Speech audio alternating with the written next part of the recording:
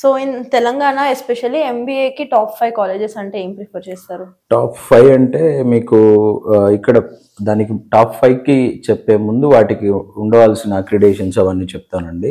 తెలంగాణలో MBA college కానీ MCA college కానీ చూస్ చేసుకునే ముందు ఆ కాలేజ్ అక్రిడేషన్స్ అప్రూవల్స్ ఏమేమి ఉన్నాయి and affiliated to which university అనేది కూడా చెక్ చేసుకోవాలి.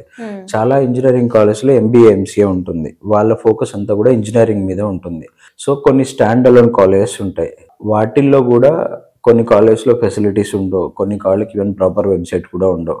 సో ఇవన్నీ స్టూడెంట్ చూసుకోవాలి. ఉస్మాన్ యూనివర్సిటీ వెబ్సైట్కి వెళ్ళి affiliated college list, affiliated college ఏమేమి ఉన్నాయి, దాంట్లో యూజీసీ అటానమస్ ఏమున్నాయి, యూజీసీ అటానమస్ తర్వాత నాక్ ఏ గ్రేడ్ ఏమున్నాయి చూసుకొని ఆ కాలేజ్లో సెలెక్ట్ చేసుకొని ఆ కాలేజ్లో జాయిన్ అయితే వాళ్ళకి ప్లేస్మెంట్స్ వచ్చే ఛాన్స్ ఉంది. అక్కడ మంచి ఫ్యాకల్టీ ఉంటారు, అక్కడ ఆల్రెడీ అన్ని ఎస్టాబ్లిష్డ్ ల్యాబ్స్ కావచ్చు, లైబ్రరీ కావచ్చు, సర్టిఫికేషన్ కోర్సెస్ ఇస్తారు. నార్మల్ కాలేజ్కి యూజీసీ అటానమస్ కాలేజ్కి తేడా ఏంటి అంటే వీళ్ళ సిలబస్ ఓన్గా ప్రిపేర్ చేసుకుంటారు. యూజీసీ అటానమస్ వాళ్ళు, నార్మల్ కాలేజ్ వాళ్ళు అఫిలియేటెడ్ యూనివర్సిటీస్ ఏ సిలబస్ ఇస్తే అదే సిలబస్ ఫాలో అవ్వాలి. అది ఓల్డ్ అవుట్డేటెడ్ సిలబస్ ఉంటుంది.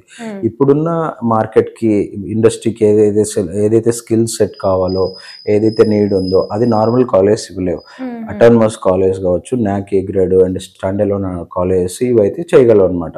సో అట్లా హైదరాబాద్లో స్టాండ్ అలోన్ కాలేజెస్ అండ్ నాక్ గ్రేటెడ్ నాక్ ఉన్న కాలేజెస్ ఏంటి అంటే భవన్స్ ఒకటి ఉందండి, తర్వాత మనకి భద్రకా కాలేజ్ అని ఒకటి ఉంది, తర్వాత విశ్వవిశ్వాని బిజినెస్ స్కూల్ అని చెప్పి చాలా బాగుంటుంది కాలేజ్, అదొకటి ఉంది, పెన్నకంటి కాలేజ్ ఒకటి ఉంది వాసవి వాళ్ళది, తర్వాత సిబిఐటి ఒకటి ఉంది. ఇవి టాప్ 5లో ఉంటాయి. వీటిలో కొంచెం ఫీజు కూడా ఎక్కువగానే ఉంటుంది. అంటే దీనికంటే ముందు కామన్ గా ఉస్మాన్ యూనివర్సిటీ, జేఎన్టీ యూనివర్సిటీస్ ఉంటాయి. అదర్ దాన్ యూనివర్సిటీస్ నేను కాలేజ్ చెప్తున్నాను.